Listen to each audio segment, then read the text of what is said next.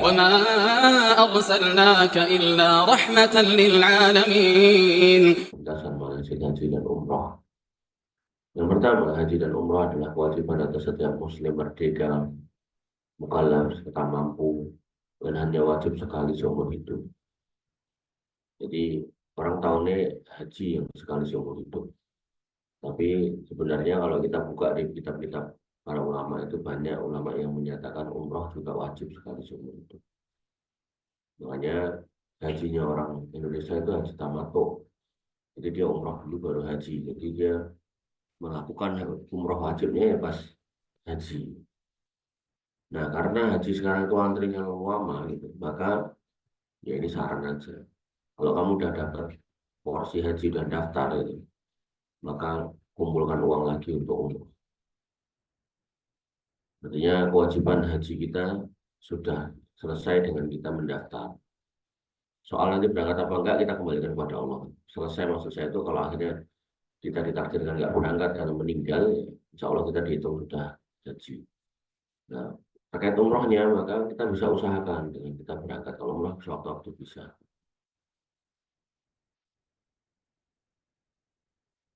Oleh karena itu ini perlu kita pahami. Kenapa haji nggak bisa sewaktu-waktu? Karena harinya sudah tertentu.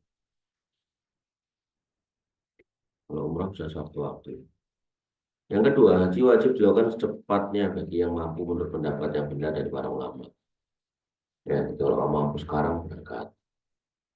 Yang ketiga, wajib melaksanakan haji bagi yang punya utang dan dia mampu melaksanakannya serta mampu untuk bayar utang.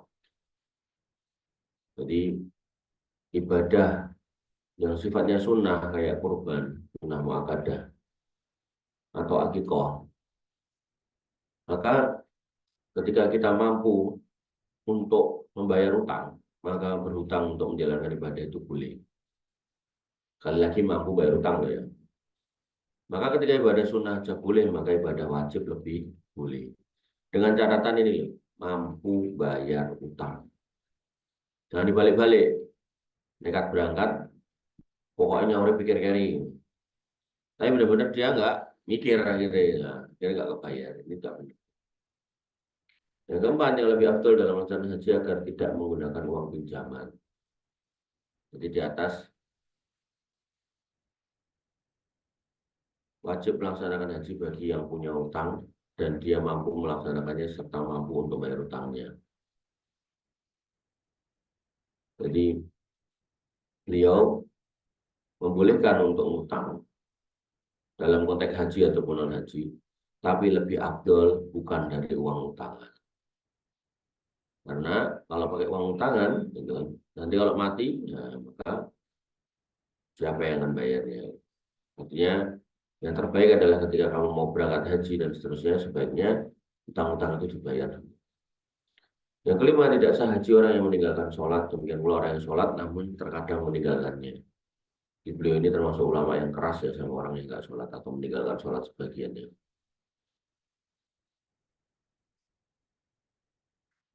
Dan hadis yang selalu beliau bawa ini dua ini. Al-ahdul ladzi bainana wa bainahumus shalah faman tarakaha faqad kafar. Perjanjian antara kami dan mereka adalah tentang sholat. Siapa yang meninggalkannya maka dia telah kafir. Kemudian baina rajuli wa baina syirki tarkus shalah, antara seorang dan kesyirikan adalah meninggalkan sholat. Perbedaannya maksudnya. Kemudian yang keenam, siapa yang melakukan haji dengan harta haram, maka hajinya tetap sah. Karena amalan haji semuanya amalan badaniyah, namun wajib bagi yang bertobat karena telah berbuat haram. Ya, ini bertentangan ini menurut saya dengan dalil. Karena ada sebuah hadis yang menyatakan bahwasanya innallaha thayyibun la yaqbalu illa thayyiban. Allah itu maha baik dan hanya menerima amal dari sumber yang baik. Ya, jadi dalam poin 6 ini tentu kalau berdasarkan dalil kurang tepat. Tapi yang namanya ulama, walaupun kurang tepat, insya Allah beliau tetap dapat pahala. Gitu. Makanya kita ya menghargai semua ulama, ya, tapi tidak boleh taklid. Nanti kalau ulama itu salah ya kita nggak boleh kemudian tetap aja ngegas gitu. Ya. Yang ketujuh, hukum haji seorang wanita tanpa mahram adalah sah, namun dia berdosa. karena telah melakukan safar tanpa mahram meskipun safar dalam rangka haji atau umroh.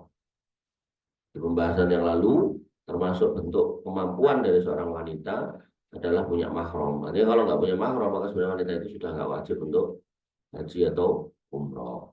Tapi ada memang banyak mungkin kaum muslimin yang kalau belum haji nggak mantep, ya akhirnya dia corone mangkat walaupun nggak pakai mahram. Maka kondisi seperti itu hajinya tetap sah tapi berdosa. Yang kedelapan, jika anak kecil atau budak melaksanakan haji, maka hajinya sah. Namun kewajiban hajinya belum jatuh. Jadi kalau ada anak kecil, misalnya kamu jadi bapak-bapak kaya, anakmu masih umur 7 tahun baca haji. Haji dia sah, tapi kewajiban haji sekali seumur hidup belum dihitung. Paham? Jadi dia nanti kalau gede udah balik wajib haji sekali lagi. Tapi kalau dia sudah balik pas kamu bawa, misalnya umur 15 tahun gitu, maka hajinya sah dan kewajiban haji seumur hidupnya gugur. Bagaimana hadis yang diriwayatkan dari Ibnu Abbas dari Nabi SAW, innama sabiyyu hajja summa balaghal hinsa. Ya. Apabila anak kecil haji kemudian poin nama. Ayyumma sabiyyu hajja summa balaghal hinsa. Anak kecil mana aja yang kemudian haji kemudian nyampe di usia dewasa, ya fa'alaihi ayyahujja hajjatan ukhra, maka wajib baginya untuk melaksanakan haji lagi. Wa ayyu ma'abdin hajja summa i'taqa, budak mana aja haji kemudian dia bebas, wa alaihi hajjatan ukhra, maka dia wajib untuk haji lagi. Ya. Yang kesembilan, siapa yang meninggal dunia dan belum menunaikan haji padahal ia mampu, maka wajib dihajikan dengan menggunakan harta peninggalannya, baik berwasiat atau tidak. Ini nih yang anak-anak ahli waris ini sering ranggagas. Bapaknya mati, ibunya mati, pokoknya warisannya jiko. Padahal, ya toh, termasuk yang harus ditunaikan dari harta warisan adalah menghajikan atau mengumrohkan orang tua yang belum haji atau belum umroh sama sekali. Dan itu dianggap utang kepada Allah. Nah, lalu nyori dari mana? Ya dari harta tinggalan ini. Kemudian yang ke-10, tidak sah menggantikan haji bagi orang yang sehat badan meskipun ia fakir, baik wajib haji atau sunnah. Adapun orang yang lemah disebabkan lanjut usia atau sakit yang tidak mungkin dapat sembuh kembali, maka hendaknya dia menyuruh orang lain untuk mewakilkan haji dan umrah wajib jika ia mampu menanggung biaya perjalanan hajinya. Sebagaimana keumuman firman Allah Subhanahu wa taala, "Wallahu 'alan nasi hijjul bait man istata'a ilaihi sabila." Dan kewajiban manusia terhadap Allah adalah menunaikan ibadah haji bagi yang mampu. Ya, jadi ketika ada wong randu yang sehat, maka hajinya nggak boleh dibatalkan karena dia sehat. Asas untuk udur haji nggak ada. Tapi kalau kemudian dia kaya tapi nggak mampu secara fisik, maka dia bisa dibatalkan haji sama orang lain. Tapi pastikan yang membatalkan haji ini orang yang amanah. Karena ada orang-orang yang nomor duitnya tapi yang kono orang haji tapi foto-foto terus diterbitkan sertifikat sudah badal haji. Allah nggak butuh sertifikat, ya Allah tuh butuh kejujuran, tenan orang. Gitu. Yang ke-11, kebutaan. Tidak menjadi alasan untuk membolehkan seorang melakukan haji atau umroh wajibnya pada orang lain, dan hendaknya orang buta melakukan haji dengan sendirinya jika mampu sebagaimana dipahami dari keumuman ayat di atas. Jadi orang buta itu berangkat juga. Jadi dia bukan udzur yang tiba-tiba dia harus katakan saya nggak mampu. Jadi buta itu masih menjadi sebab dia mampu. Memang tinggal dicek benar-benar dia atau murah. Kalau dia benar-benar nggak punya duit, ya berarti dia emang nggak mampu secara finansial. 12, bagi orang yang telah melakukan wajib haji kemudian ingin haji sunnah, maka lebih baik baginya agar harta tersebut digunakan untuk kepentingan para mujahid. Ya. Karena Nabi SAW mendahulukan jihad daripada haji sunnah sebagaimana disebutkan dalam hadis. Artinya gini, kalau kamu ya tahu sudah pernah haji sekali, terus mau berangkat lagi, tapi lihat kiri kananmu saudara-saudaramu kayak susah hidupnya, terbantu. Di kampung banyak janda-janda yang telantar, bantu. Di kampung banyak anak-anak yatim yang nggak keurus, bantu. Ya. Dengan catatan itu haji sunnah, tapi nek haji wajib ya berangkat. Yang ke-13, siapa yang memiliki tanggungan haji wajib bersamaan dengan mengkontrol puasa wajib seperti puasa kafarat, puasa Ramadan dan lainnya, maka hendaknya ia mendahulukan hajinya. Ya, jadi haji tetap di depan. Kemudian 15, saya tidak mengetahui berapakah batasan minimal dari satu umroh ke umroh lain. Namun bagi penduduk Mekah lebih afdal memperbanyak tawaf, sholat dan takarub kepada Allah dengan amalan-amalan lainnya. Dan jika sudah melakukan umroh wajib, maka tidak perlu keluar dari tanah haram untuk melakukan umroh. Kemudian kita masuk di tempat mikot. Satu, hendaknya jamaah haji dan silakan ditulis pertanyaannya, Mas. Nanti habis tempat mikot ini kita bahas pertanyaan. Yang pertama, hendaknya para jamaah haji dan umroh memulai ihramnya dari mikot yang mereka lewati atau yang sejajar dengannya, baik lewat udara, laut, darat, sebagaimana disebutkan oleh hadis Ibnu Abbas. Jadi, kamu harus belajar mikot-mikot itu ada di mana aja. Kemudian Nabi SAW yang telah menetapkan mikot-mikot yaitu Dzul Hulaifah, Jum'ah, Qarnul Manazil, Yalamlam, kemudian Zatul Irq. Umar radhiyallahu an berijtihad untuk menetapkan mikot bagi penduduk Irak adalah Zatul Irq. Kemudian istihad itu bertepatan dengan sunnah Nabi SAW. Saat itu beliau belum mengetahui kalau Nabi SAW telah menetapkan Zatul Irq sebagai mikot bagi orang-orang yang dari arah Irak. Kemudian yang ketiga, siapa yang melewati mikot tanpa ihram sementara dia niat untuk haji dan umroh, maka dia wajib kembali. 12 dari mikot belum ihram, keluar lagi untuk mikot. Jika tidak, maka terkena dam, yaitu sepertujuh sapi atau sepertujuh onta atau seekor kambing yang memenuhi syarat untuk berkorban.